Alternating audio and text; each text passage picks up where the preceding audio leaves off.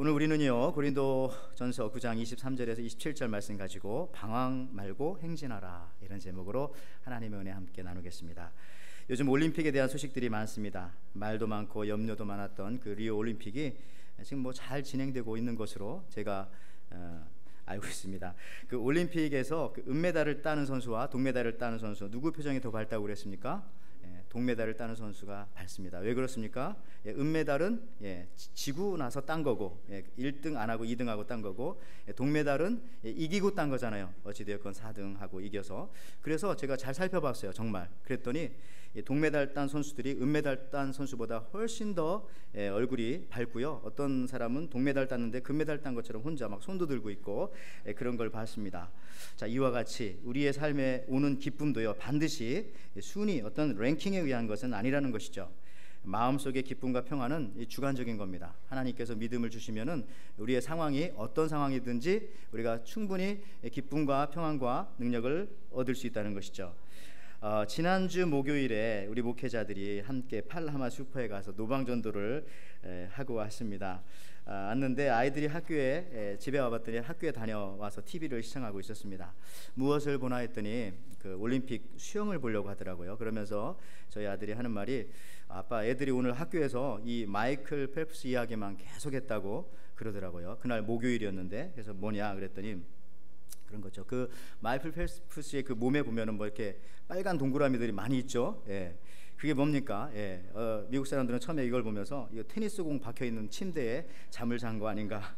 근데 그게 아니라 그건 부항이라고 하는 거죠. 커핑이라고 하는 거죠. 부항 뜬 자국입니다.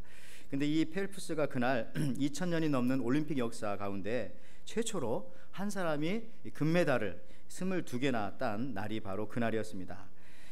여러분, 근데 이 마이클 펠프스는 한때 슬럼프에 빠졌고요, 또 약물 중독으로 인해서 선수 생활을 잠시 쉬었다가 다시 재개한 것이라 사람들이 더욱더 그 사람을 주목을 했죠. 이 마이클 펠프스는 최고의 자리에 올라갔던 선수입니다. 전 세계 주목을 받은 선수였고요. 그 사람이 중학교 벌써 중학교 때부터 14살 때부터 두각을 나타냈고요. 그러다 보니까 최고의 자리에 있을 때에 약물로 인해서 추락을 하게 되었고, 우울증에 빠지게 되면서 자살까지 하려는 생각을 여러 차례 하게 되었습니다. 그래서 이 마이클 펠프스가 이번에 그 ESPN 그 스포츠 방송과 인터뷰에서 이런 말을 했어요. 나는 18개의 금메달을 목에 걸었음에도 정체성의 위기를 겪으며 자살까지 생각을 했습니다. 내가 없어도 세상은 잘 돌아가는 것 같았습니다. 그래서 나의 최선의 선택은 여기서 삶을 끝내는 것이라고 생각을 했습니다. 2014년에 또 이 마이클 펠프스는 음주운전으로 또 2번이나 체포되었고요. 또 약물 복용 혐의가 추가되면서 자신의 인기가 추락하자 자기가 다시는 재기할 수 없을 것이다, 이런 생각을 가지면서 두려움 속에서 내 인생은 여기까지다, 얼마나 더 내가 망가져야 할 건가, 내가 없는 세상이 아마 더 나을 거야 라는 생각을 했다고 그렇게 ESPN에 고백을 했어요, 기자들한테. 그런데 이 시기에, 그렇게 어려운 시기에 그에게 도움을 준 친구가 있었습니다. 그 사람은 그 미식축구 선수였던 레이 루이스라고 하는 사람이요. 오랜 그 법정 공방 끝에 재기에 성공한 이 루이스는요, 펠프스에게 이런 말이죠. 삶은 다시 돌려놓을 수 있다. 삶을 다시 돌려놓을 수 있다.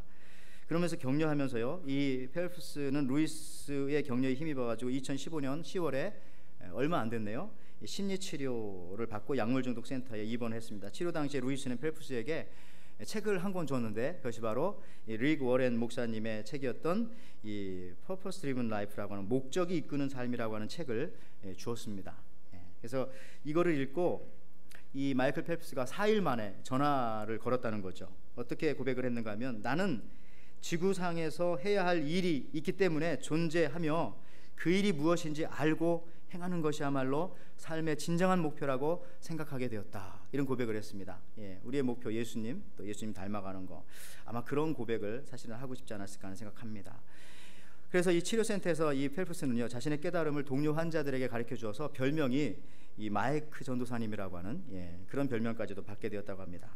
이 펠프스의 인터뷰 방영 이후에 또 이 리거레 목사님은 자신의 그 SNS에다가 이러한 글을 올렸습니다. 마이클 펠프스가 리우 올림픽 이전에 영적인 깨달음을 얻어서 참 기쁘고 반갑다. 메달을 따건 안 따건 그게 중요한 게 아니라 그 전에 영적인 깨달음을 얻고 주님을 만나서 참 반갑다, 이런 표현을 쓴 거죠. 근데요, 이 리고레 목사님은 어느 분이십니까? 저 목적이 이끄는 삶을 쓴 저분은 2009년 1월에 오바마 대통령 취임식 때 가서 이 기도를 하셨고요. 메가처치인 세들백 교회에 담임하시는 목사님이시죠. 근데 이분이 목회에는 성공하셨지만 개인적으로는 굉장히 어려운 일들이 많이 있었습니다. 특별히 사모님이 암에 걸리셨고요. 그 다음에 2013년에는 아들이 죽었습니다. 자신도 질병이 있었습니다. 그 뇌 기능 부전증이라고 하는 이 병인데 자세히는 아드레날린 결핍증이라고 그렇게 합니다. 이건 어떤 현상이냐면은 이런 거죠. 갑자기 막 설교를 하는데 앞이 안 보여요. 하얗게 되는 그런 상황. 또 이 아드레날린 분비가 잘 안 되니까, 이 호르몬이 분비가 안 되니까 그때 가장 그 극심할 때는 어떤 느낌이냐면 자신이 그 엠파이어 스테이트 빌딩에 손가락 하나를 이렇게 걸치고 매달려 있는 상태, 금방 죽는 거죠, 떨어져서. 그런 공포감과 그런 두려움에 휩싸이게 된다는 것이죠. 그때 이 아드레날린이 분비가 되어야 자기가 편안함을 느끼는데 그게 안 된다는 거죠. 그래가지고 이 목사님께서 설교하실 때 항상 부목사님이 그 밑에서 이분이 이제 그런 상황이 발생하면 안 되니까 그러면 대치를 하려고 늘 설교 한 편을 가지고 준비하고 계시다고 합니다. 25년 동안 한 번도 그런 적은 없다는데 계속 준비만 하고 계신 거죠. 여러분, 이 리거렌 목사님도요, 예수님, 복음, 삶의 목적이 있기에 이런 상황을 받아들이고 지금껏 이렇게 꿋꿋이 삶을 전진하고 있는 것이죠. 여러분, 오늘 본문을 보십시오. 오늘 본문을 보면은 이 고린도전서 9장이 성경이 지금부터 2000년 전에 쓰였는데, 이 고린도에 그 당시에 바울이 살았고요. 바울이 살던 이 고린도라고 하는 도시는 아테네에서 그리 멀지가 않습니다. 그래서 아마 이 고린도와 아테네에 가까운 위치에 있었기 때문에 아마 올림픽을 보았거나 들었거나 소문 같은 거를 아마 자주 접했을 것이라고 생각이 되어집니다. 그래서 아마 제가 상상하기로는 혹시 이 바울 선생님도 이 아테네에 들려오는 그런 소식, 내지는 아니면 고린도도 큰 도시니까요, 거기서도 이러한 이 스포츠 경기가 있었겠죠. 그때 그거를 가지고 예화를 들면서 하나님의 말씀을 전하고, 심지어 오늘 성경에다가도 그렇게 쓰고 있지 않습니까? 이 고린도전서 9장 25절 26절 말씀을 한번 다시 보세요. 자, 이기기를 다투는 자마다 모든 일에 절제하나니 그들은 썩을 승리의 관을 얻고자 하되 우리는 썩지 아니할 것을 얻고자 하노라. 그러므로 나는 다름질하기를 향방 없는 것 같이 아니하고 싸우기를 허공을 치는 것 같이 아니하며. 여러분, 다름질을 하기를 향방 없는 것 같이 아니한다라고 하는 것은요, 목적을 가지고 달린다라고 하는 그런 말씀입니다. 골이 있다는 것이죠. 여러분, 실제로 그 2013년도에 영국에서 한 마라톤 대회가 열렸는데 1등만 빼고 5,000명 참석했는데 나머지 4,900 한 몇 명은 다 실격이 되었다는 사실 여러분 들어보셨을 것입니다. 왜 그러냐 하면은 그 1등과 2등의 차이가 많이 났는데 주최 측에서 표시를 마지막 부분에 잘 해놓지 않은 거예요. 그래서 1등인 선수는 앞에 이제 오토바이가 가고 이게 다 끌고 가지 않습니까? 그래서 제대로 갔어요. 근데 2등 왔던 선수는 앞에 1등하고 너무 떨어져가지고 자기가 길을 착각하고 다른 데 들어갔어요.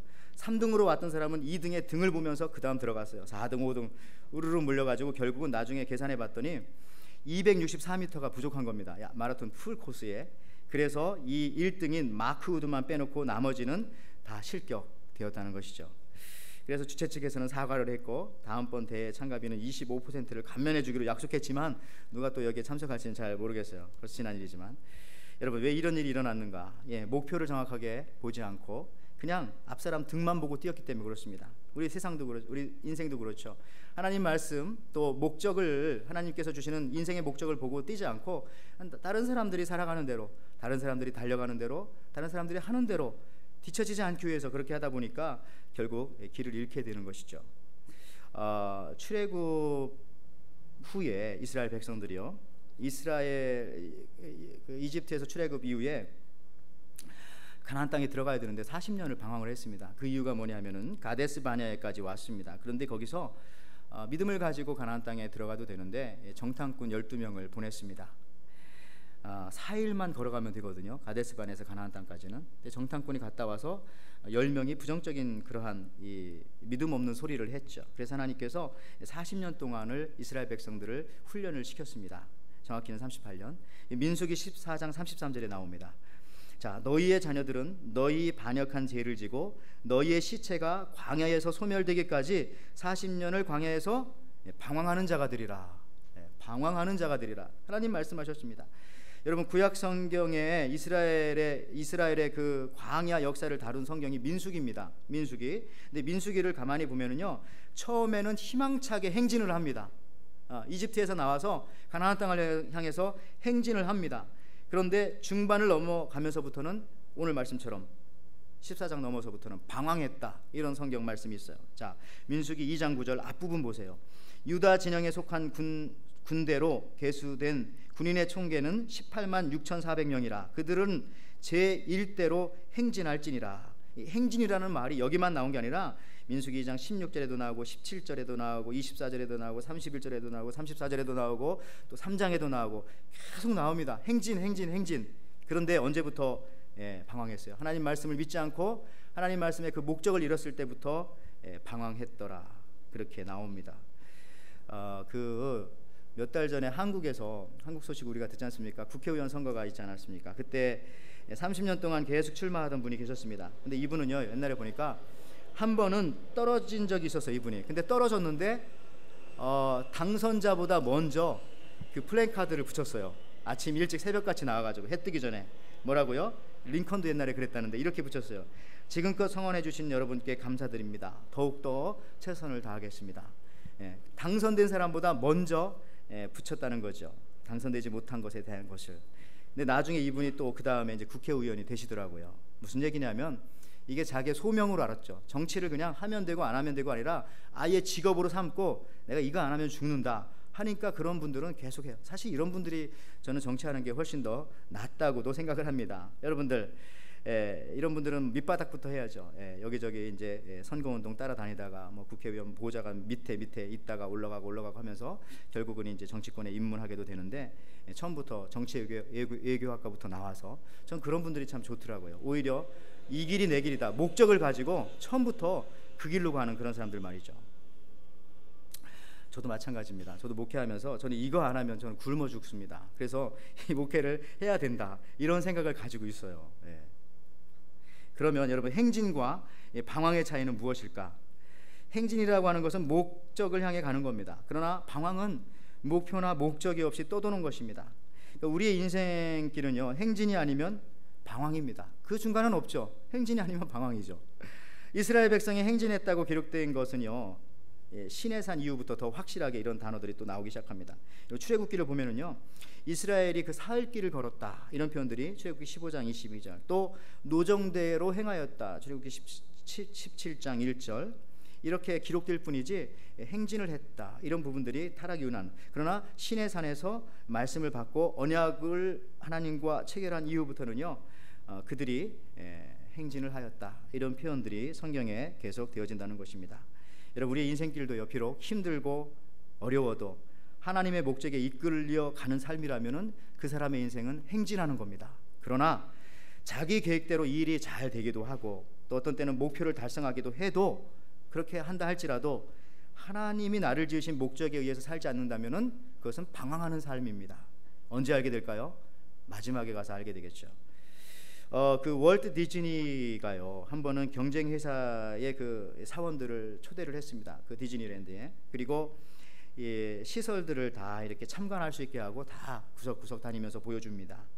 기업 비밀에 속한 것까지도, 그런 내용도 막 서슴없이 다 그렇게 보여줍니다. 뭐 질문을 하면 또 질문하는 대로 또 다 설명을 해주고, 나중에 이 탐방을 마치고 난 다음에 초대받은 사람이 하도 좀 미안하기도 하고 그러니까 이런 얘기까지 했어요. 아니, 이렇게 이 회사의 아이디어와 노하우를 다 공개해도 되는 겁니까? 그랬더니 월트 디즈니의 직원이 의미심장한 대답을 이렇게 했습니다.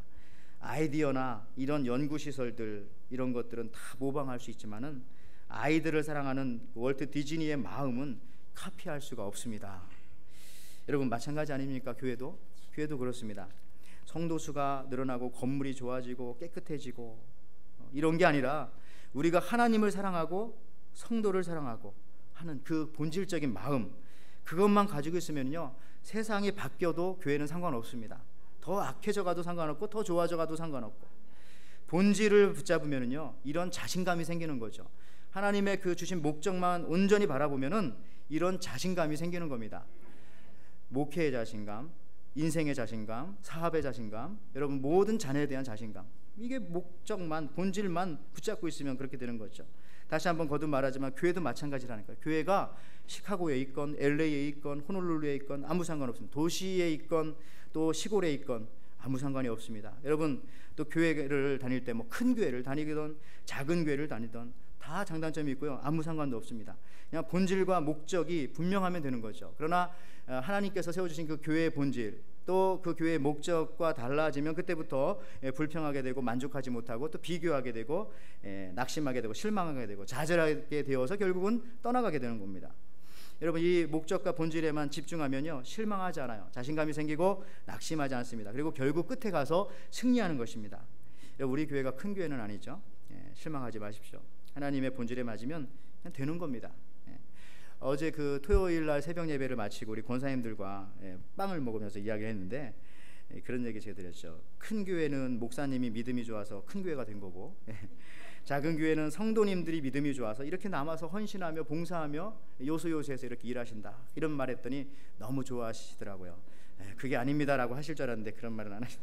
자, 그런데 이 한 가지 이론을 제가 말씀드릴게요. 여러분, 그 링겔만 효과라고 하는 것이 있습니다. 이것은 뭐냐면 링겔만 교수가 이런 실험을 했어요. 줄다리기를 1대1로 했어요. 그랬더니 사람들이 줄을 끄는데 거의 자기 에너지의 100%를 다 씁니다. 그런데 이제 두 명씩이요, 2대2로 양쪽에서 줄다리기를 했더니 각 사람이 줄을 끄는 그 에너지를 93%밖에는 사용하지 않는다는 거죠.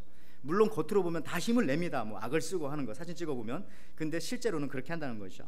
또 3대3, 3명이 끌면은 각 사람이 어느 정도 에너지를 쓰는가, 85% 정도밖에는 쓰지 않는다는 것이죠. 역시 물론 이때도 표적은 전체를 다 쓰는 것처럼 그렇게 낑낑대고 그렇게 하십니다.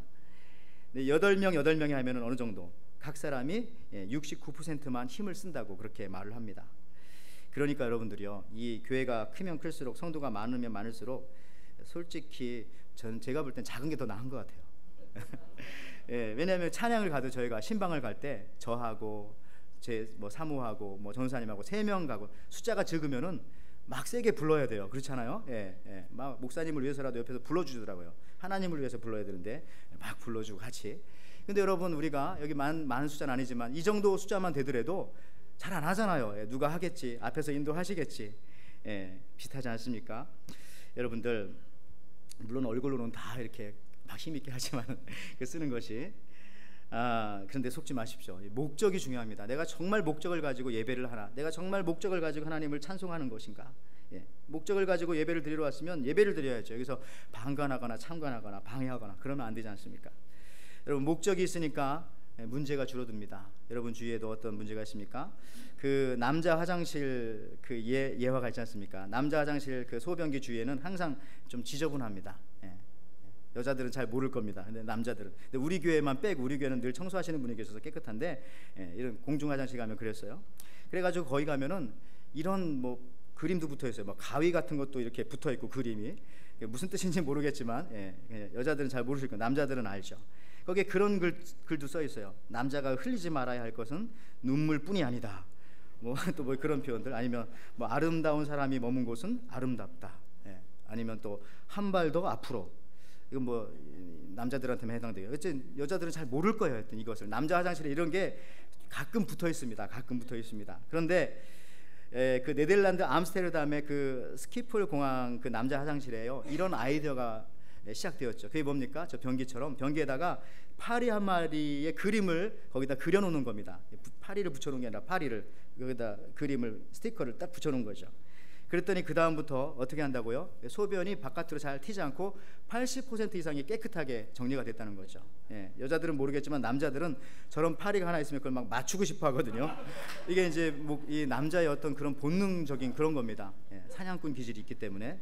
여러분 그래서 이 어떤 그러니까 목표물이 있고 분명한 목적이 있으면은 이게 삐뚤어지지가 않아요. 정확하게 그렇게 간다는 것이죠. 여러분 그래서 우리 인생의 목적도 중요하고 여기 왜 예배 드리러 왔는지, 예배의 목적이 무엇인지 거기에 맞춰서 우리가 살아가면 되는 것이죠. 아까 처음에 말씀드렸지만 이 세들백 교회 리거렌 목사님은요, 그분의 책 그 목적이 이끄는 삶에서 이런 말씀을 하십니다. 거기 보니까 자기가 30년 전에 사도행전 13장 36절의 짧은 성경 구절을 자기가 알게 되었다는 겁니다. 이것이 자신의 목회와 인생을 바꾸었다고 그렇게 말합니다. 영어로는 이것이 7단어밖에는 되지 않는데요. 사도행전 13장 36절의 말씀이 이런 말씀이죠. 다윗은 당시에 하나님의 뜻을 따라 섬기다가 잠들어 그 조상들과 함께 묻혀 썩음을 당하였으되. 근데 이게 영어 성경에는 이렇게 나옵니다. Now when David has served God's purpose in his own generation. 그래서 다윗은 하나님의 목적, God's purpose 나오잖아요. 영어 성경에 이게 정확히 나오거든요. 그러니까 이걸 보면서 리거레 목사님이 이거다. 왜냐하면 그 전 성경에 이런 구절이 나와요. 사도행전 13장 22절에요. 다윗을 왕으로 세우시고 증거하여 가라사대 내가 이새의 아들 다윗을 만나니 내 마음에 합한 사람이라 내 뜻을 다 이루기까지 하리라 하시더라. 그러니까 다윗은 뭡니까? 내 마음에 합한 사람. 그러면 내 마음에 합한 사람이란 뜻이 뭐지? God's purpose에 하나님의 목적에 맞게 살아가는 사람이구나 라는 것을 이 릭 워렌 목사님이 알고 이때부터 이제 목적이 이끄는 삶이라는 이 책을 써서 그것이 전 세계에 영향력을 주고 있는 것이죠. 여러분에게 충분히 흔들리지 않는 인생의 목적이 있으십니까? 여러분 그 애플 그 아이폰 만드는 애플사에서요 스티브 잡스가 옛날에 펩시 부사장으로 있던 스컬리라고 하는 사람을 애플로 영입을 스카웃을 했습니다. 그때 이제 유명한 말 있지 않습니까? 이 스티브 잡스가 스컬리한테 가서 이런 말 했대죠. 아니 언제까지 설탕물만 팔 겁니까? 나와 함께 세상을 변화시키는 일에 동참합시다. 혹시 여기서 설탕물 파는 분은 안 계시길 바라고. 언제까지 설탕물 팔 겁니까? 나와 함께 세상을 변화시키는 일을 합시다. 이 말을 듣고 스컬리가 애플에 들어갔고 2년 후에 스컬리가 또 이제 이 스티브 잡스를 쫓아냈죠. 자기가 나중에 또 이제 그 스티브 잡스가 또 애플에 들어갔고 뭐 이런 일들이 벌어지는데요. 여러분 그런 얘기 아닙니까? 언제까지 설탕물이나 팔 것입니까? 나와 함께 세상을 변화시킵시다. 이 말은 인생의 목적이 뭐냐? 더 큰 목적을 가지고 살아가자는 것이죠. 여러분들은 지금 더 큰 목적이 있기 때문에 이 자리에 오신 거잖아요.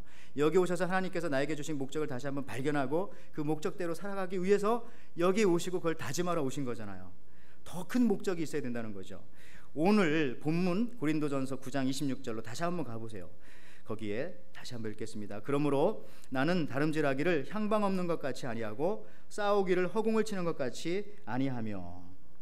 여러분 이번 올림픽을 보면서 제가 이제 인터넷 신문 보니까요. 저도 이제 한국 사람이니까 한국에 관심이 많이 가, 미국에도 관심이 가지만 금요일인가요? 그 구본찬 선수가 양궁에서 금을 따면서 전 종목 양궁 석권을 했다고 들었습니다. 근데 신문 타이틀에 이렇게 나왔더라고요. 1984년 서향순부터 2016년 구본찬까지 금을 묶어 별을 따다. 뭐 표현을 참 재밌게 했어요. 금을 묶어서 별을 땄다. 여러분 그 양궁은 정말 이 목적과 목표를 분명히 해야 되는 스포츠 아니겠습니까? 보통 활을 2개 가지고 있는 사람들은요 정확한 목표를 위해서 그 세컨드 초이스를 버리잖아요. 2번째 화살을 버린다고 하죠. 하나만 가지고 쏴야 훨씬 더 명중할 확률이 많다고 합니다. 그래서 또 이런 말도 있어요. 차선은 최선의 최고의 적이다. 2번째 기회가 있다고 생각하는 것은 더 베스트를 위해서 더 워스트다. 가장 나쁜 것이다. 이렇게 말을 합니다. 여러분 오늘 하나님 한 분에게만 우리가 집중하는 것이죠. 그러면 여러분의 인생도요. 이 우리 한국 양궁 선수들처럼 금을 묶어서 별을 따는 겁니다. 금을 묶어서. 제가 생활의 팁을 하나 더 드릴게요. 여러분 그 커피포트에다가 물을 끓여야지 거기다가 커피포트라고 해서 커피를 끓이면 안 된다는 거 아시죠? 먹다 남은 커피가 좀 식었다고 해서 커피포트에다 넣고 끓이면 커피포트가 폭발한다는 거, 또 고장난다는 거 아십니까? 왜 그러냐면은 끓는 점이 다르거든요. 물은 100도에서 끓지만은 이 커피는 뭐 70도 내지 80도 뭐 요 정도에서 이제 물 끓어요. 그렇기 때문에 이 목적에 맞게 사용해야지 목적에 맞지 않게 사용되어지면 어떻게 된다고요? 고장 나거나 폭발하거나 불이 나거나. 우리도 마찬가지입니다. 그래서 내 인생의 목적이 무엇인가? 하나님이 나에게 주신 목적이 무엇인가? 물론 최종 목적은 예수님이지만은 그때그때마다 주시는 목적은 무엇인가? 이런 것들을 우리가 반드시 다 알고 깨닫고 그 법대로 가야지. 그렇지 않으면 우리 폭발한다고요. 제가 또 기도의 팁도 하나 더 드릴게요. 여러분 기도할 때에도요 목적이 분명하지 않은 사람은 응답을 잘 받지 못해요. 내 기도의 응답이 왜 이렇게 잘 안 되나 할 때 한번 생각해 보세요. 내가 하나님 앞에 내 기도의 목적을 제대로 알려드리지 못한 건 아닌가 하는 거. 예를 들자면 이런 거죠. 하나님한테 하나님 깨끗한 집을 주세요 이렇게 기도해야 되는데 하나님 빗자루를 주세요 이렇게 기도하면 안 돼요. 그러면 하나님께서 날마다 빗자루를 주시긴 하는데 달면 다르면 또 다른 빗자루, 새 빗자루, 큰 빗자루, 큰 빗자루 그게 아니라 목적은 깨끗한 집이잖아요. 그러면 빗자루를 달라고 기도하지 말고 깨끗한 집을 주세요라고 기도하는 게 맞지 않습니까? 기도의 목적을 잘 살펴보세요. 내가 그동안 어떻게 기도했는가. 또 한 가지, 결혼할 그 여자 청년이 있다면은요, 하나님 저의 배우자 좋은 남자를 주세요 이렇게 기도해야 되는데 그렇게 기도하지 않고 하나님 저에게 좋은 미모를 주세요, 이번 성형수술 잘 되게 해주세요 이렇게 하면 안 되잖아요. 같은 얘기지만 다르잖아요. 그렇죠? 목적을 아는 사람과 목적을 가지고 기도하는 사람과 그렇지 않은 사람과는 이렇게 천지 차이일 수가 있습니다. 그래서 본질 정확히 파악하는 사람이 성공한다는 거죠. 자, 고린도전서 9장 26절 제가 다시 한번 또 읽어볼게요. 오늘 이 구절에만 그러므로 나는 다름질하기를 향방 없는 것 같이 아니하고 싸우기를 허공을 치는 것 같이 아니하며. 자, 이 말씀이 뭡니까? 설명 안 해도 아시겠죠. 근데 이것이요 그 NLT라고 하는 영어 성경에는 굉장히 더 잘 번역이 되어져 있습니다. NLT요, New Living Translation 버전인데 이 똑같은 고린도전서 9장 26절에 이렇게 나왔습니다. 여기 나오죠. So I learn with purpose in every step. I'm not just shadow boxing. 무슨 말입니까? 나는 인생의 한 걸음 한 걸음마다 목적을 가지고 전진하고 있습니다. 나는 섀도우 박싱을 하지 않습니다. 이러겠죠. 이 번역 너무 잘했죠. 똑같은 표현인데 여러분들 빌립보서 1장 21절에는 이 비밀을 아는 사도 바울이 결국 이렇게 고백합니다. 이는 내게 사는 것이 그리스도니 죽는 것도 유익함이라. 목적만 분명하다면 죽는 것도 좋다는 것입니다.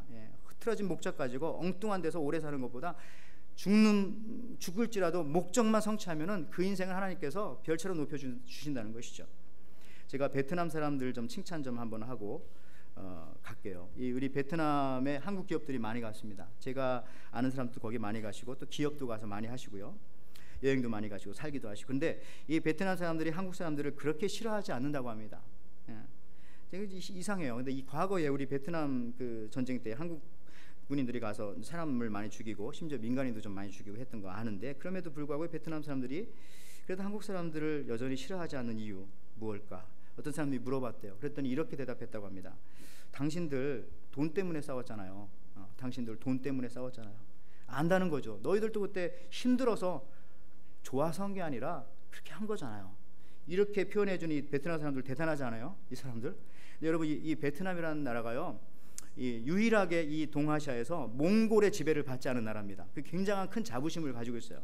삼국지에 보면 남만이라고 하는 그런 이 나라로 나오는데, 어쨌든 이 목적과 본질을 알 수 있는 민족이잖아요. 베트남이라고 하는 이 나라의 사람들이. 당신들 돈 때문에 그런 게 아니잖아요.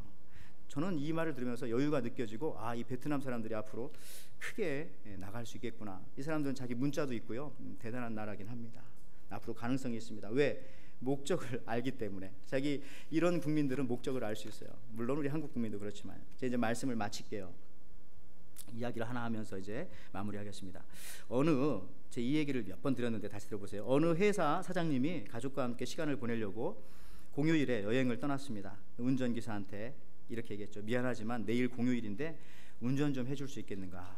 이제 운전기사는 그래도 사장님이 부탁했으니까 운전을 해줬어요. 돌아와서 저녁에 자기 집에 와서 어떻게 한다고요? 피곤하다 이런 표현하면서 이제 잠이 들었어요. 그 다음 날 이제 운전기사는 사장님으로부터 특별 휴가를 받았습니다. 그래가지고 자기 아내와 아이들을 데리고 김밥을 싸서 덜컹거리는 버스를 타고 어제 사장님이 갔던 똑같은 곳에 놀러 갔어요. 그리고 하루 종일 아이들과 정신없이 놀다가 저녁에 돌아와서 또 하는 말은 잘 놀았다. 똑같은 곳에 갔는데 피곤하다. 잘 놀았다. 이 차이가 뭡니까? 이 차이가 자기가 마음에 드는 것, 내 인생의 껍데기가 아니라 이것이 목적에 맞다, 이것이 본질이다 생각할 때는요, 아무리 힘들어도 거기서 힘이 나는 겁니다. 이것이 하나님께서 나에게 주신 인생의 목적이다, 내가 그걸 하고 있다라고 생각할 때는 힘들고 피곤해도 힘이 난다고요.